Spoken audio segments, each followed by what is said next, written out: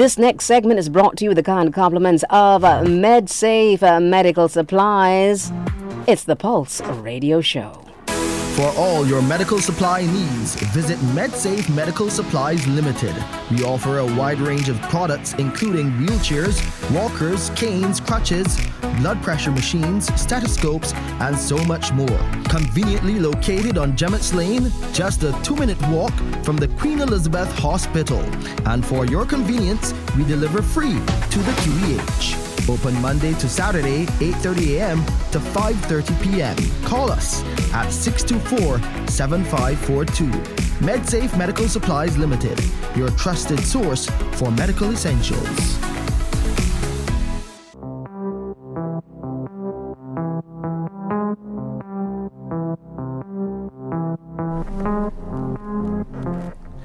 Pleasant good morning. Thank you, Kimberly, and thank you, listeners, for staying on CBC Radio Q100.7 FM for another edition of the Pulse Radio Show. I'm your host, Shane Seeley. Our co-host in with me, of course, back on radio with us, Dr. Christine Greenidge, the Chief Operations Officer of the Queen Elizabeth Hospital. And it's good to be back with you after that crop over break.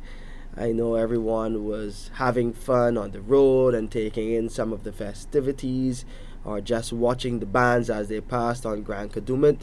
But I really hope that you also spend some time paying attention to being safe on the road. I'm talking about safety as far as your health is concerned. Right here on the Pulse Radio Show, we have been promoting personal responsibility as far as your health care is concerned. Yes, the Queen Elizabeth Hospital takes care of you when you come to us, but you also have to pay attention to taking care of yourself. But we try to educate you about how you can do just that.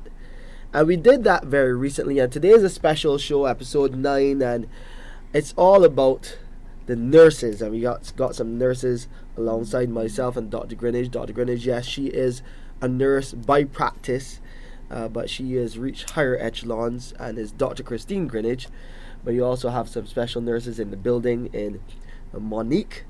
Monique is very special to us because she's our bed manager, and I'll give her a chance to introduce herself and talk about what she does. And also another nurse, I'll give her a chance to introduce herself because they have been doing some amazing work throughout the hospital and in some of our other sites. So I'd like to say good morning to them as well. So good morning, Dr. Greenidge. Good morning. Good marvelous Monday morning to everyone. And good morning, not Monique Edwards. She is our bed manager. Good morning. Good morning. I'll give you a chance first to tell the public a bit about yourself and what you do as head of bed management. All right. Well, good morning, Shane. Good morning to all. As you know, as you just said, I am the bed manager, which means that we're responsible for patient flow from admission to discharge. But more importantly, we are responsible, we've listened to the patients, we've heard their call and their cries. And to become more patient-centered, we have created a unit called the Day Unit. So instead of a patient coming into hospital for 8 hours, a whole day, overnight, etc., once they say that they can come and have their treatment for 1 hour, for example, then we have the day unit prepared especially for them. Okay, we don't get there yet, don't rush. You're going away. We got an hour. We have an hour to speak to the public about all that you do as bed manager, but more importantly, the day unit, which has been achieving some very remarkable results. But I also want to welcome registered nurse Sharon King. She works at a place that will be moving soon, and we'll talk a bit about that move, the Annex. So we'll have we'll send out some more information on that very shortly about the move of the Antenatal Clinic back to the Queen Elizabeth Hospital. That's the focus of today's program, the move, what it means for patients, where they'll come, and how they will again access our services at the Queen Elizabeth Hospital. So welcome, Nurse King. How are you doing this morning? Tell the public a bit about who Nurse King is and what she does at the Antenatal Clinic. Good morning, public. My name is Sharon King. I am a registered nurse and midwife. I am attached to the obstetric unit, and with the obstetric unit we have the Antenatal Clinic, and the Antenatal Clinic, the Postnatal Clinic, and the Gynecological Clinic. We look after the public. We look after the antenatal patients, the patients after they have their baby 6 weeks, who already had high-risk pregnancies, and we also look after the below-the-belt patients. We also do colposcopy in that area, and we also diagnose gynecological problems in the gynecological diagnostic unit as well. So a lot of work being done there. COO, you're in charge of operations of the hospital, as everyone knows. Talk a bit about this move of the Belleville Annex. Well, we're moving the Antenatal Clinic from the Annex back over to the main campus at the QEH on Martindale's Road. Yes, it's very important because the clinic was relocated because of the need for us to have additional space to accommodate the AED while the renovation at that time was happening with the expansion of the AED. So we were using the space at the QEH for patients as it was the second level in terms of level of care patients presented to the AED. So we were delivering that services in 3 different areas. Now that the AED has reopened in its new spot in location, then it gave us the opportunity to fix where Antenatal Clinic originally was located, and then now being able to relocate that clinic back at the hospital. It's going to be a lot more convenience for our patients back at the QH, and we are looking forward to the operations resuming there next Monday. So 1 week from today, they will be in full operations.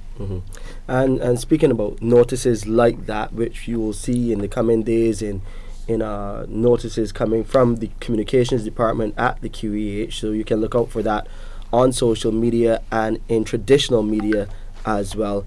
I can also tell you we did send out a notice reminding the public. It was a reminder about wearing masks in clinical spaces at the Queen Elizabeth Hospital. So you would come, most people would come in the main entrance, and in that area you don't have to wear a mask. But it is always good as a precautionary measure to do just that. You have that option. But when you enter to the clinical spaces, I'm talking about the wards, I'm talking about in areas like the pharmacy, which is an area which is very congested at times. Clinical spaces, if you're coming for an appointment in with your doctor there or one of the outpatient clinics, those are the areas where you should wear your mask. When you come to the cardiac unit, for example, or you're coming for an x-ray, you need to wear your mask in those clinical areas. And this is nothing new. This has been a policy of the hospital. After COVID, it was relaxed because you would know during that period of COVID-19, you had to wear your mask coming to the hospital. Since then, the policy was relaxed to say that in clinical spaces only you were required to wear a mask. So it's just a continuation of an existing policy. A reminder because we want to make sure that you take those precautionary measures to protect yourselves and those around you. Absolutely. I must emphasize that, especially when you're coming from the community into our venue, the Queen Elizabeth Hospital, where we have very sick patients. So we want to make sure that we're protecting our patients, but at the same time that you protect yourself as well. You're coming from an open community into a venue that is closed, right? Pretty much closed in terms of patient care services, and we want to emphasize the importance. Besides also the mask wearing, I must emphasize also the need for hand sanitizer. If you're visiting the facility, that you have your little hand sanitizer on your person. Sanitize your hand before you go into our wards. We have on the outside hand dispensers that we want you to just make sure that we call it wash in and wash out. These are elements of protection for our patients, our staff, and of course our visitors as well. And in your everyday going around, if you're traveling, you're on a plane. I look at these things when I travel. Planes that are full. The majority of people are not wearing masks. Protect yourself. think about you, think about those people on that plane, or that, or for example, on the crowded bus that you don't know. You and I don't know what they have, but we certainly can know that we can protect ourselves from any element that we may be predisposed to catching, and sanitize your hand. You know, when you're holding on the bus, for example, if you're standing, right, your naked hand is holding on to that Yep. hand strap, that hand pole. You don't go in there with gloves. Right. So when you come off, sanitize your hand. If you're going up the steps, sanitize your hands, because 1,000 hands probably touched that particular piece of equipment before you did. Yeah, and these viruses nowadays are so transmissible, whatever they may be, whether it be COVID, the flu. There's so many viruses like that. Absolutely. And then many of us have compromising states, health states, to begin with. Yep. So if you're diabetic, you may be immunosuppressed or compromised, that you have to protect yourself. So I really believe in public education, and the more you understand the challenges out there in our communities right now with all these other types of infectious processes, protect yourself, your family, your children. Teach your children about hand sanitizing and also wearing a mask. Indeed. I just want to remind our listeners about those numbers to call. Yes, you can call us 434-1007, 434-1070. So you have those two options. Or you can also WhatsApp us at 434-1007, as you were just doing with Mr. Wickham. Of course, he was getting those messages, but so many messages come through that you can't respond to all one time. We do have a caller already. I just announced those numbers and we got a call. Good morning, caller. Welcome to the Pulse Radio Show, a production of the Queen Elizabeth Hospital in partnership with CBC Radio and Q100.7 FM. Welcome. What's your question or comment? Hi, caller. You're playing some good music, but we want to hear your voice. Sorry. Hi, good morning, Sean. How are you, sir? I'm good. You got here early today. Hello? Hi, good morning. Are you hearing me? Hello? Well, I'm hearing you, but it seems like you're not hearing me for some reason. Okay, we don't know what is happening there. Caller, are you hearing me? Alright, we seem to have lost that caller, and of course those calls will come in as the morning progresses, and we have some more reminders to share with you as we go through the morning. But again, those numbers to call, 434-1007 or 434-1070, and you can also WhatsApp us at that first number, 434-1007. I want to come to you, Miss Edwards, to talk a bit about, well, actually no, and that let me apologize for that, because we got to talk about this antenatal clinic. I get excited to think about the day unit because I know about the successes so far. But the antenatal clinic, so we're moving. How do you feel about the move? What do you think about how you are be able to be back at home providing services for your patients, those mothers, etc.? I think we feel very good about the move. We think it's about time we go back over to the main QEH. It is more convenient over there, actually, because you're there, you see everything, you have access to the different areas and so on. But yeah, I think we're very happy about the move, and our services, our excellent services, will continue when we go back over. Talk a bit about the services that the general public and especially the expecting mums receive in the antenatal clinic. Okay. I know they're wide and varied. Right, they are. We have the routine examinations. We do teaching and we do counseling. We do treatments. We do investigations and pap smears and ultrasounds. And we do a lot on the breastfeeding as well.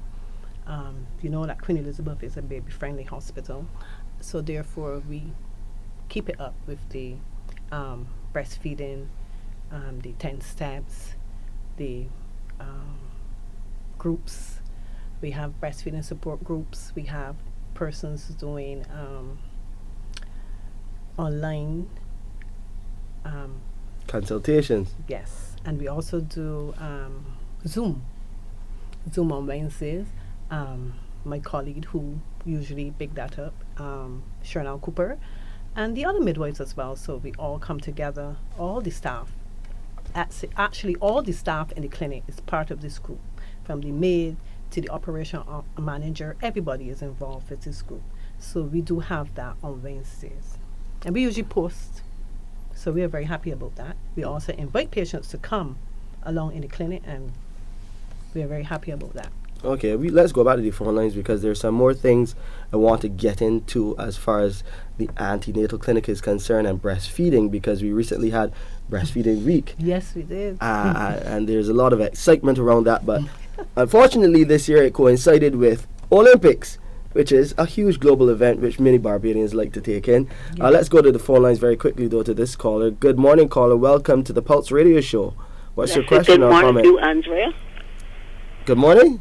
Good morning, Andrea. No, this is not Andrea. This is Shane C. Shane, that's what I meant to say. I'm sorry. That's Shane, okay. I got a little caught up with the name. That's all right. Good morning to you and to your team.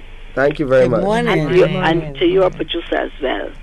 With so much negative stories that you always hear from the hospital, I am here to bring a positive story to you. Okay. I fell on the 25th of July and broke my ankle. I went to the hospital. The assessment was quickly done.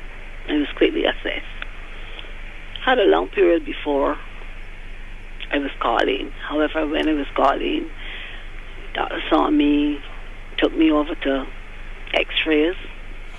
But I recognized the length of time and the reason why you will have to wait so long before you get to the x-ray, because remember, the x-ray is down at the new area. It's not in progress yet. And you know, the x-ray is for people walking in, people on the ward, and everything is done up there. However, I had surgery on Wednesday on my foot, and I want to say publicly, kudos to those nurses on Ward B5. I had excellent service, and it was not preferential treatment, it was treatment across the board. Before you can say bed panic was there, as soon as you say a nurse that was there. So I think I want to say that I truly appreciate. I don't know how to say to those nurses on Ward B5. And we really want to thank you for sharing that experience. That is amazing. With all that has been said, as you mentioned, we know that there are many positive stories, and we really want to hear more of these coming to the fore. I am overwhelmed, honestly. I mean, I was treated the day to change the bed. I mean, excellent service, excellent service. And I want to say it to them, keep it up. I told all of them the surgery, the doctors in the surgery was excellent. I was able to say when I came up, thank you to all of them. I didn't have any problems, that's the truth. Caller, you have blessed our hearts this morning with your story. Yes. And your story is one of many we've heard in terms of the quality of and care. It's a true story. That we give. I am at home recuperating now. Yes. Caller, but you're giving me a great idea for a future show, and that is all about falls. Right? And what we can do to avoid falling, especially falls with injuries. So I hope that your recovery is uneventful and that you'll literally get back on your feet as soon as you can. Understand that, of course, you'll have some therapy going forward as part of your treatment. And I wish, this is Dr. Christine Greenidge, I wish you the best. We will be certain to relay your kindness, kind words to our staff on B5. Thanks so much for the call. Please do for me, B5 nurses. Thank you again. Thank you. And we salute all of our nurses, and in this case especially those on B5, because they do such great work. I think we have another caller there on the line. Good morning, caller. Welcome to the Pulse Radio Show. Hi, good morning, Stan. How are you doing? Okay, you're back with us. Good morning. No, I wasn't playing any music. No, it wasn't you playing any music, but I mean that you are back with us because I know that I heard you call first. Okay, well, thank you. And then you Appreciate couldn't hear that. me. Oh, yes. I have a couple. Good morning, Dr. Greenidge. How are you, Good ma'am? morning. How are you today? Yes, ma'am. I am blessed. Good to hear you. Before comes good responsibility responsible for this call. It's great to hear you as well. Yes. God bless. Thank God you very bless. much for coming on the program this morning. And I have a question for you as a nurse. Yes. And I have a question for the nurses on the panel as well. My first question has to do with the aspect of our bodies, and you know the black women are more endowed. They have bigger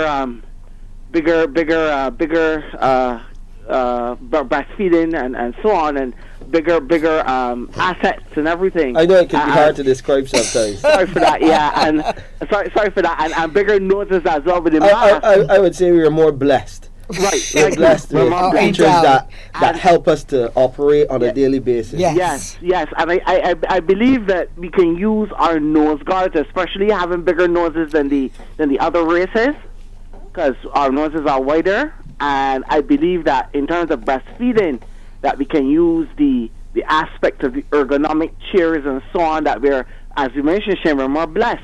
The women are more blessed as black women. So my question has to be, what is the hospital doing for the aspect of our natural features of our bodies and the natural selection of the mask and the nose guards? So you basically, caller, you want to know what we are doing to make those mothers and those patients more comfortable. Do better, right. Do better by us, by the hospital, so that they're able in their as they're more enlarged at that time, to be able to start out for better breastfeeding care as they support their young ones at that time. Nurse I have King? one more question when you're finished, please. Thank you. Okay, Nurse King, what are we doing to help those mothers, who may be a bit uncomfortable? How are we accommodating them to make them comfortable to do what they need to do as far as the children are concerned? Breastfeeding. Yeah. So we are, when we go back over to QEH, we'll be having an area where we can have those ladies sit and be more private, so they can breastfeed their young. Excellent. And we are going to continue to teach them, show them, demonstrate to them how you. they can successfully breastfeed. Excellent. Fantastic. Great. Brilliant. My fellow question, thank you very much. My fellow question has to do with the aspect, Dr. Greenidge, you will know about this, the aspect of a marketing campaign in terms of music for the Crop Over Festival. Biggie Irie would have had a song about the hospital, and I believe that the QEH can implement music even to help the mothers, even to help those mothers as they breastfeed their children. Play a nice song, play a song that the hospital would have collaborated with even Biggie, everyone, the artist, to be able to start out for the aspect of how mood plays with breastfeeding and the critical role that even because I know with the mask and the nose guards, the nose and the ears and the throat are connected. So I know that even if you're compromised with the nose, that your ears will be happy in terms of listening to the good music of the hospital, and the hospital even catering to the mental health of the support, of the care, of the music, even the music for the QEH at that time. Just to ask that question, please. Absolutely. I just love your pulse. Appreciate it. Thank you. I love your pulse on this topic. As a male, I love it. Much. So, Ms. King, and I have a comment also. Thank you. Yes, Ms. King. Yes, that was excellent.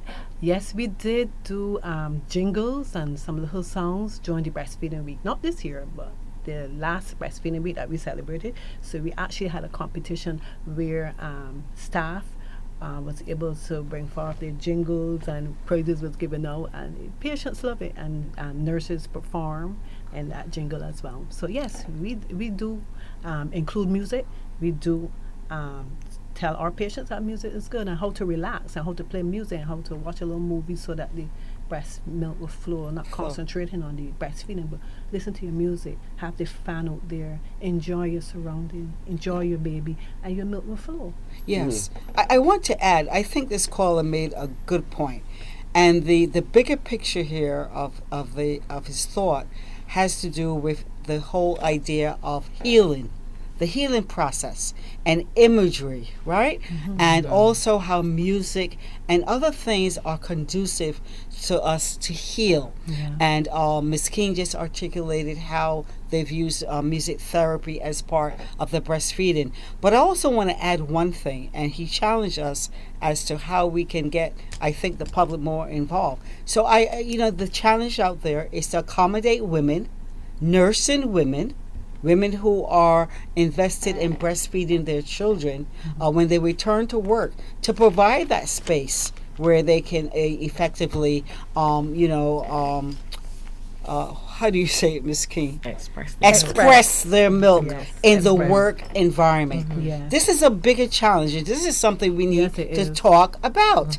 Not only we're doing our part at QH in educating nursing women, but the public, all types of employment, to provide that little space of privacy so nursing mothers to express their milk for their children. And it helps with productivity in the workplace as well, because there are some essential staff you say you want them on the job, and if you can have that along with the nursery in the workplace that can help to do that, is something that I know has been talked about at a national level, but we really need to go in that direction as a developing nation to really encourage mothers who want to get back to work, but they know they have a responsibility to the child to do just that. Make arrangements and policies and mandates so that these things can be put in place. We have another caller to the Pulse Radio Show here on Q100.7 FM. Good morning, caller. What's your question or comment? Good morning. Good morning. How are you doing today? We're good. We're good. How are you? I am a disabled person, but I'm fine this morning. Okay.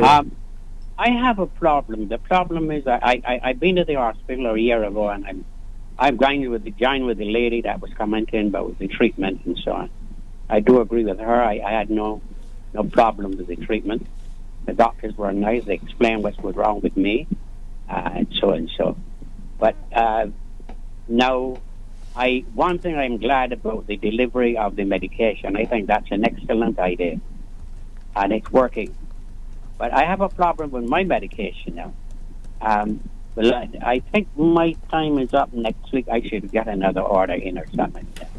But when I call the place, you don't get no answers. Sometimes you used to call back, but there's no return call at all.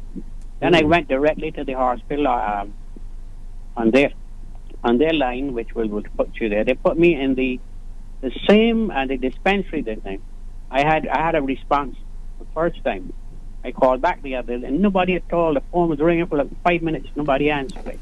Okay. You know, that's where I wasn't getting an answer from the original delivery, nor didn't get any answer from the dispensary. Well, let me apologize on behalf of the medication delivery service and the pharmacy for that. But whenever you have a challenge like that, let me encourage you to call this number, our patient advice and liaison service. That number is 536.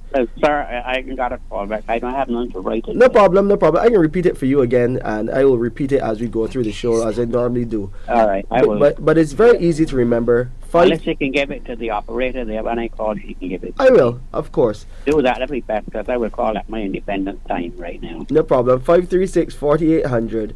Right. And they would also give you advice about that medication as well. But I know Dr. Greenidge wants to add more to this. I want to add to this caller's concern. Caller, I want you to know that when you reach 1 week of supply of your medication left, that is the ideal time to call the drug delivery service, call your pharmacist to have your medication refilled. Do not wait. And this is something that I intended to speak about today, right? Especially with weather changes and future things. So what we're saying to people who are on prescription and home delivery, when you reach 7 days, which is equivalent to 1 week of your medication, that is the time to get your refill. So that you're not in that position of 3 or 4 days where you're going to panic or you risk the chance of running out of your medication. No, I never did that. I always call a week before. Okay. They said the service was excellent. Okay. So this is, I'll notice this, I come across something that it's a bump now I come across. Okay. I'm all right. concerned about, you know. Okay. Otherwise than that, the service was done. Even when I went to the hospital, the firm went back after the 6 months. They couldn't even find the they didn't find my record. So they asked a family member, but I couldn't remember what ward it was. And I asked my daughter, and within 5 seconds, she told me it was a C50 or something, that C ward. Okay. And then C5. immediately, while they went down there, the lady came back with them. And so she said that they should have written on top of the thing, move. But I went to the A ward about 4 o'clock in the morning, but then about 5 o'clock, I would move to that ward. I see. But it had written on the sheet, but he didn't read it well. So the doctor said me, don't worry about it. But the doctor was nice. When I went there, he sat down, he listened to me completely with my problems and so on. And he gave me a matter of fact, I'm even booked for therapy next month. So yeah. Okay. Yeah. Otherwise, that I have no problem going there. I because I live in the United States for about 36 years. So Oh, okay. I know about service. Don't worry about it. Yes. I always, but otherwise than that, yeah.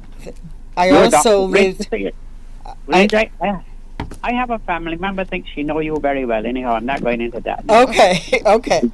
Very We good. have a good day. You And too. thanks a lot. And thank you so much. And stay well. Stay well. Okay. Oh, yeah, I'm going to do that. I live by the seaside, so I have to stay well. Lovely. Take care. Bye. Yes, and again, a reminder about that number, and of course, when you call and you speak to Kimberly, she can give you as well. Yeah, I'll do that. And when I get a lead, then I shakes a lot, so writing the number would have to be a problem. I have to wait. I'll call though.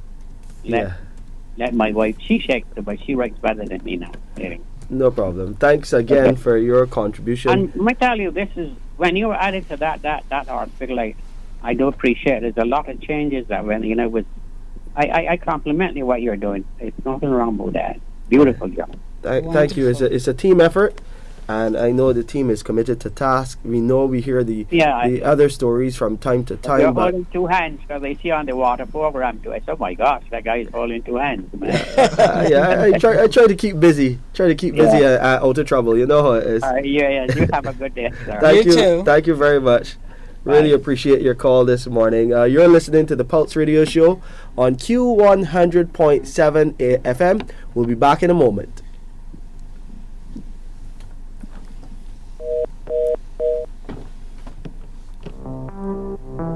Halftime so far.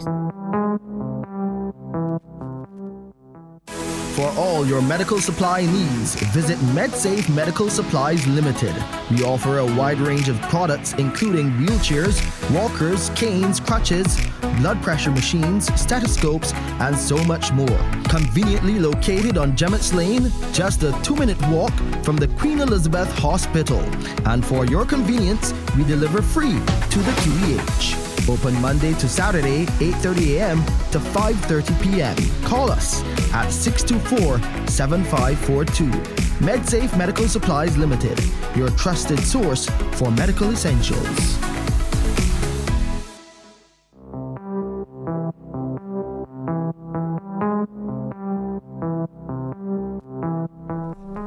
Yes, before we went to break there here on the Pulse Radio Show, I was giving you some ways to contact us. One of the main ones, and our patient advice and liaison service, also called our help desk, has been getting an influx of calls since we launched the Pulse Radio Show, which is good because we want to find out how we can better serve you.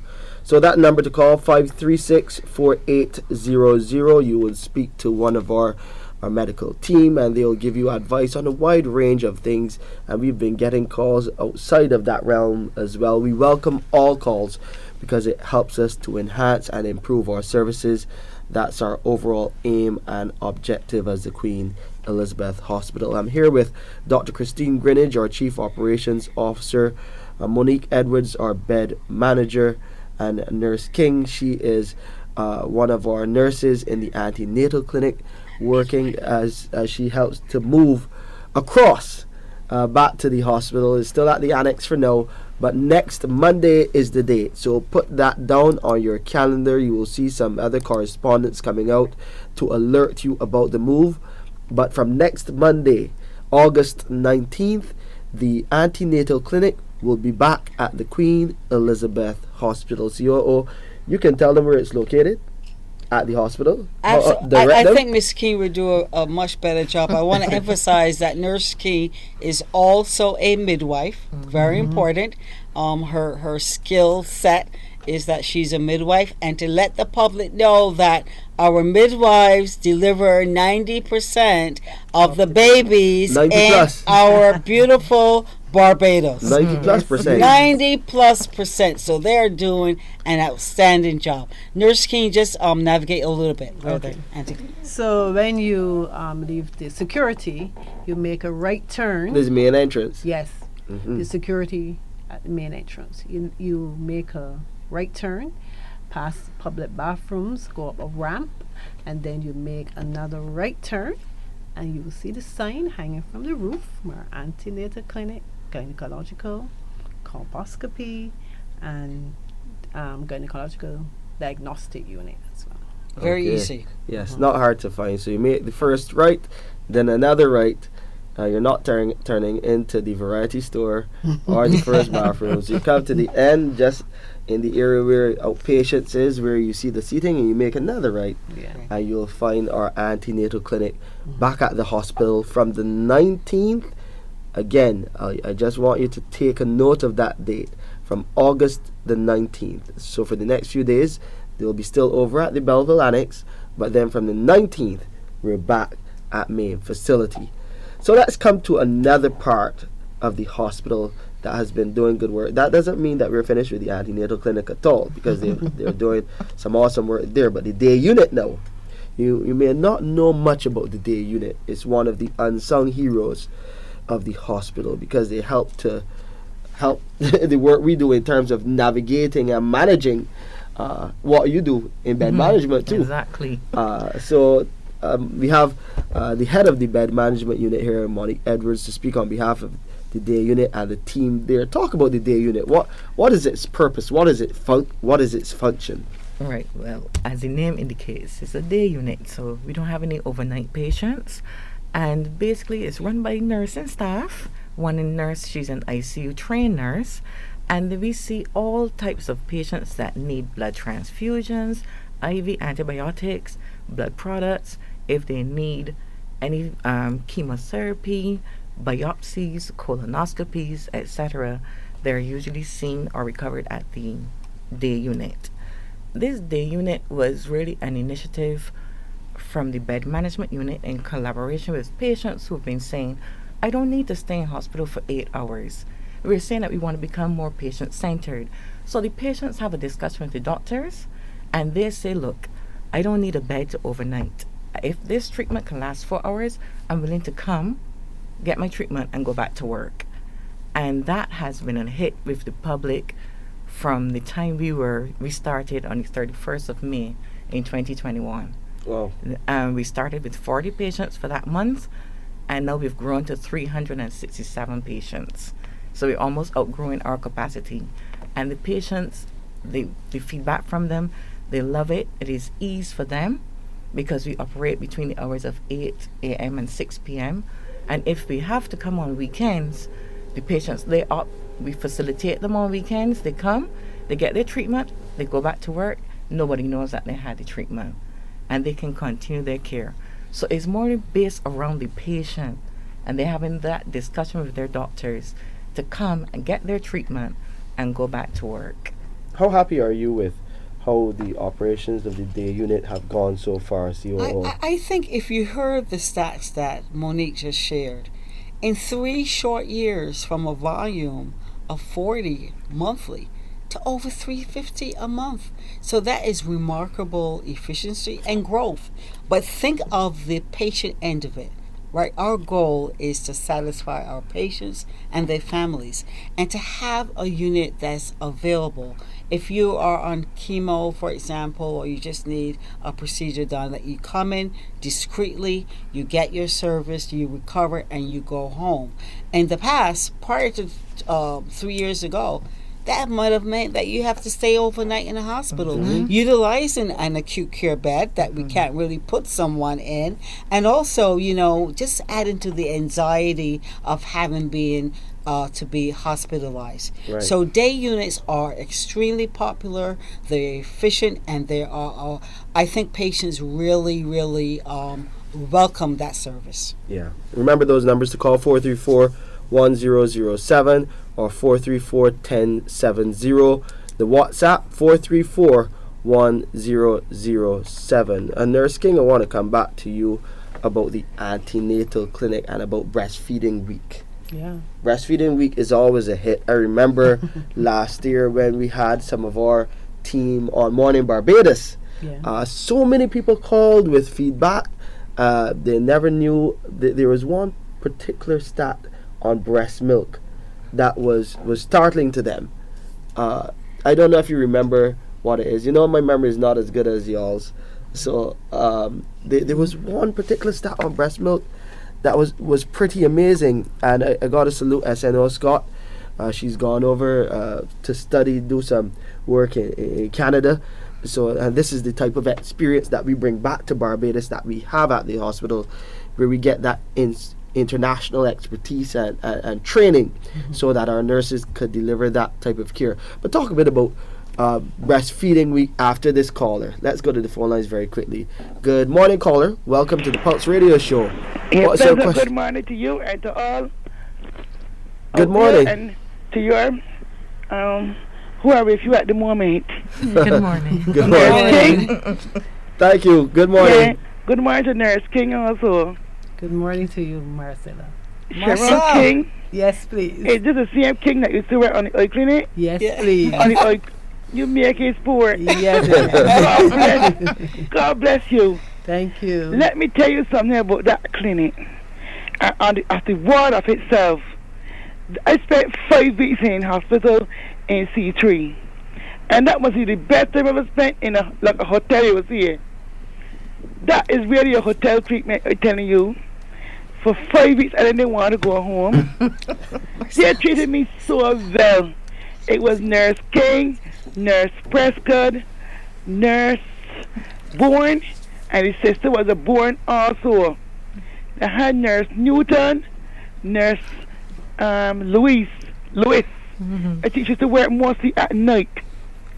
And that clinic person, Nurse Fagan, and another lady named Sandra, and Quitchlow, Nurse Myrtle, what's his name? Myrtle, yes. Yeah. Myrtle Quitchlow. I talk about yesterday, Shane. I talk about 2003 to 2004. Wow. I remember those nurses' names like if they were here today. And they looked after me really, really well. Not only me, but to the patients. They made sure that we were looked after well. And I would let them know they would say, just to test my memory, they would say to me, what drug do you have to get today, Marcel, at 12 o'clock? And I would say, my drug is Saloxane, Cohosts, and Vigomart. And we have to get the Vigomart from the fridge. Am I not right, Sharon King? Yes, please, ma'am. Wow. I had a good time with them. That's the honest truth. So I must salute Nurse King. No, she's alive. You know where the main person's gone on to say nice things about them, but to that staff at the QEH in C3, beautiful staff. Marcel, thank you Yes, so much. Thank I you was very there much. again. Hello? Yeah, go ahead. I was also back there again once at B4. Can't leave up B4 because I don't know what's going to happen to me again. And then they say, you talk about C3 and forget me. So at B4, I have to say I salute B4 also. A beautiful staff on B4. It was there for a couple of days, and they looked after me very well. Antoinette Bell and the staff there, I want to say thanks very much to them. And we always have, we always a bunch of complainers. We can't let the complain. Wow. And we know that everything can't go the way you would want it to go. But we have to give in that time sometimes. So I want to say to the QEH, thanks very much. Even continue to keep on the dropping off of medication from the pharmacy drop off. Yes. I introduced persons to that also because they didn't even know about it. And I gave them the number and everything. So you owe me a piece of money. I help in advertising. All right? Marcel, Yes, please. I'm sure that you did your best in getting people to utilize our service. But Marcel, I want to tell you something. The three nurses, including myself here, we're all from St. Philip. I was born in St. Philip. Okay. Shane is trying to adopt St. Philip. No. Born and initially bred. No, he had to get passport. But Marcel, it's so good to hear from you. And yes, please spread the information about our home delivery service. It is so convenient. It is so safe. You know, there's no need to come down and wait on a long line with people every day. We serve about between 400 or 500 people every day in our pharmacy outpatient department. So yes, I really appreciate that, and I want you to stay well and spread the word. It's great to hear from you. Great to hear from you all too. Have yourself a beautiful day. And it's always say the same $10 you're going to put to top up your phone with. Yes. Give it to the pharmacy to bring your medication. You don't have to catch the bus. You don't got to dress up. Nothing like that. You stay home and they come and knock on your door, or they let you know, even a phone call is coming to you that it is out there. Yes. The last time it happened to me, I was inside and I realized somebody was blowing, and then I said, "Who's that?" And then the phone rang, and I went to the phone to see who it was, and then it said, the person is outside with the medication. Beautiful. So salute you all. God bless you. Thank you, and God bless you as well. Stay well. Thank you very much, Marcel. And as you mentioned, the medication delivery service, you can call 536-4804 from Monday to Friday between 9 a.m. and 3 p.m. to place that order. And when making a request, you got to provide some information for us: your name, your national registration number, and the QH hospital number, preferred delivery address, 2 current contact numbers, and the names of the medication. And our patients are also reminded that medication delivery requests must be placed at least 3 to 5 business days prior to the start of the repeat medication, the date of the repeat medication. And the COO, you would have heard her suggest a week before you start to get things in place to make that request. But that number again is 536-4804. You call between 9 o'clock in the morning and 3 in the afternoon to make your medication delivery requests. And also you could call for any information too from our team. They'll be happy to provide that for you. So let's go back to the Antenatal Clinic and all that you have been doing during breastfeeding week, during the Olympics. So you had an Olympic breastfeeding week. Talk a bit about how it went. It was a little low key than the usual time, but breastfeeding week commenced from the 1st of August until the 7th of August. And we usually have guest speakers coming in and doing talks on breastfeeding. We do giveaways. We do decorations. We have a celebration at the end of the breastfeeding week where everybody chip in and get food. We giveaways again. We want to salute Massey who came on board this year and help us with T-shirts and giveaways as well.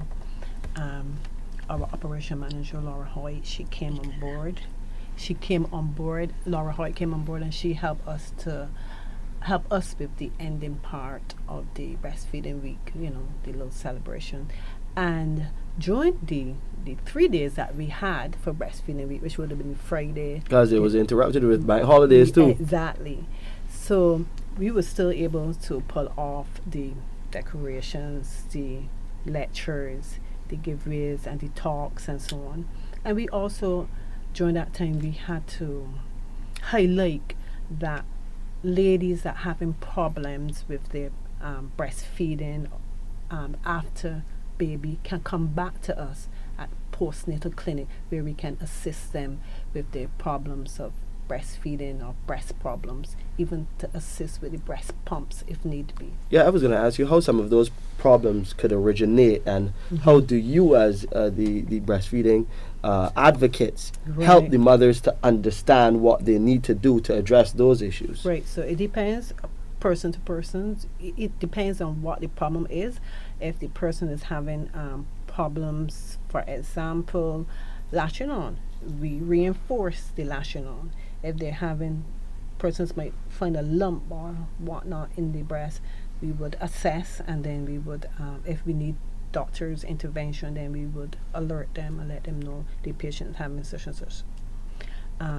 And we do have persons coming back postnatally with issues, even with engorged breasts. So we're able to help them, show them, navigate with them how to correct the problem. And I mean, it's good to have this level of expertise, and you'll see some of those nurses from the breastfeeding program and from the Antenatal Clinic on Morning Barbados on Wednesday, talking a bit more about Breastfeeding Week and about helping mothers out there, because as far as I understand, there are many mothers still having challenges with breastfeeding. There are some mothers that don't even like the idea of breastfeeding, COO. Yes, absolutely. I think that if you look back probably a good 30, 40 years in our history here in Barbados, that every baby born was pretty much breastfed. There was a time, but now fast forward 40, 50 years out of that period, women now are very busy. They're actively employed in work, and therefore it may be easier to get the powdered version of milk and mix it for convenience sake. But when it comes to especially fundamentally in the first, let's say, 6 months, 8 months of life, 6 months, 6 months, right, Ms. Kay? The benefits of breastfeeding are, I mean, there's research out there that would tell you the theoretical part of why it's a healthier. It keeps baby much more in terms of their immune systems and their health states. The benefits of breastfeeding. I'm not an expertise. That's just my general nursing knowledge. But Ms. Key would, I'm sure, emphasize the benefits of this. Yeah, I mean, this is why the challenge is that workplace environment really try to accommodate nursing mothers so they can advocate for breastfeeding in the work environment as well. And I now remember the statistic actually, or an idea of it. It's the length of time that you can refrigerate breast milk. Yes. The length of time. Yes. Is 6 months, or how long is it? It is, you have like 7 to 8 days in the fridge, and then in the freezer is 3 months, and the deep freeze is 6 months to a year. Wow. Wow. Yes, sir. Yes. And you should see the look on our producer's face, Kimberly. We have another caller on the line. Good morning, caller. Welcome to the Pulse Radio Show. What's your question or comment? Yeah, I had an application. Please, if you can, you could turn off the radio in the background and listen directly to us, so we can communicate better, because we don't want to get that feedback. If you can, you could turn off the... Yeah, you can listen to the instruction there again. Yeah, you can hear me now. Yeah, I can hear you clearly now. Thanks a lot. Oh, yeah, I had an operation the 10th for last year in May. Okay. No, I went in the hospital, passing water, normal. Well, in my type of kind of operation, I had an amputation, my foot. Right. And I went in the hospital, passing water, okay and everything. But when I come out with the operation, I come out, I realized I had this. Then I realized that I'm passing the water, and then so. When I realized then I had it in the bag. You understand me? We're listening. Yeah, and I was wondering why they put it in. But I mean, I had it in from 10th of May last year up to 10th of May this year, it was still in. But it kept on blocking up. So one day I went to the bathroom, and the water won't come out. I went to the bathroom, and then I went to the bathroom, the water pushed it out. And I had to eventually go to the hospital. When I went to the hospital, then the lady put in another one, and I come home, and the same thing happened again. So I had to go to the hospital. I was trying to pull it out, like I had off on the bottom of my belly, hurting me. And I said, where is this here now? And I went back to the hospital. And then I can't remember if the doctor or nurse, take it out. My gentleman, the water flies so far. And I said, well, if I come in flow, I get all that release.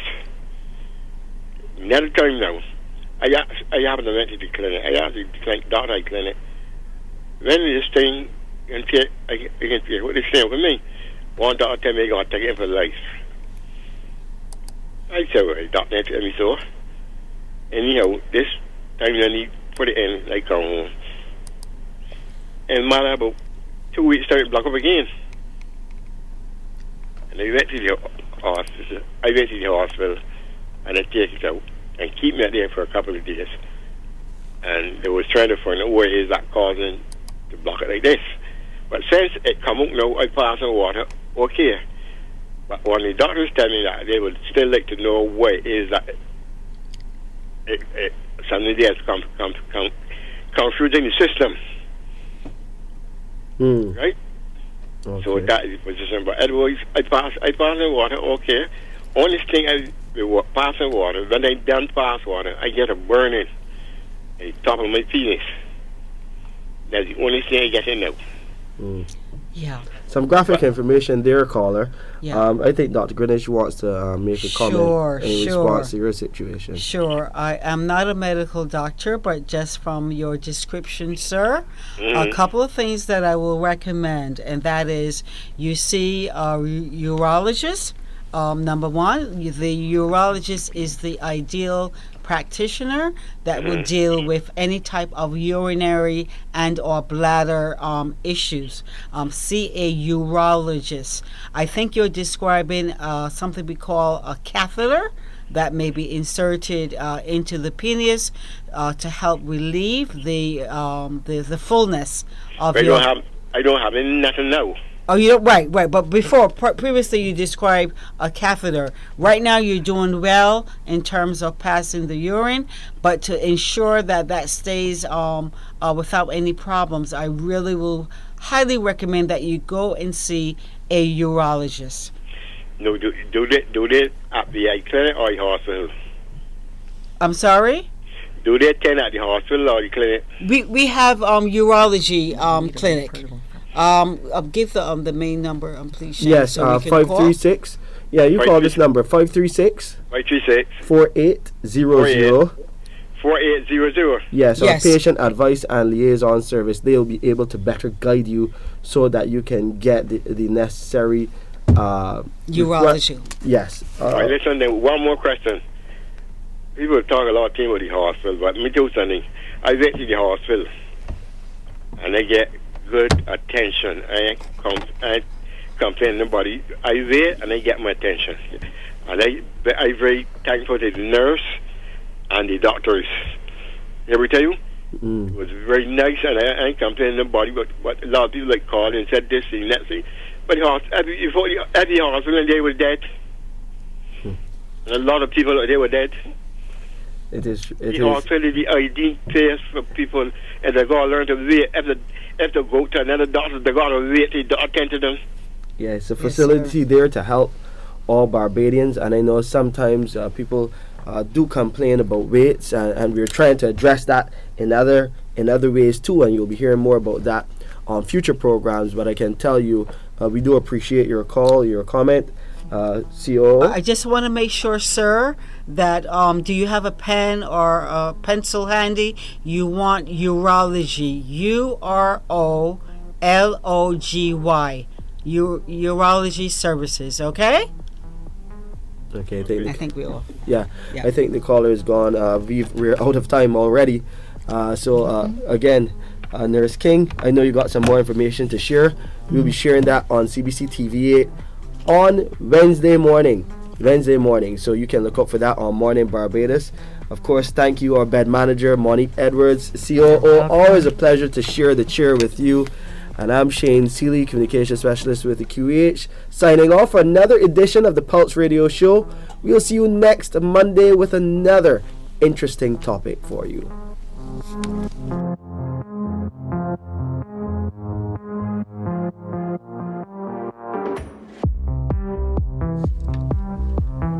That's right. The Pulse Radio Show brought to you the kind compliments of MedSafe Medical Supplies Limited. For all your medical supply needs, visit MedSafe Medical Supplies Limited. We offer a wide range of products including wheelchairs, walkers, canes, crutches, blood pressure machines, stethoscopes, and so much more. Conveniently located on Gemmet's Lane, just a 2-minute walk from the Queen Elizabeth Hospital. And for your convenience, we deliver free to the QEH. Open Monday to Saturday, 8:30 a.m. to 5:30 p.m. Call us at 624-7542. MedSafe Medical Supplies Limited, your trusted source for medical essentials.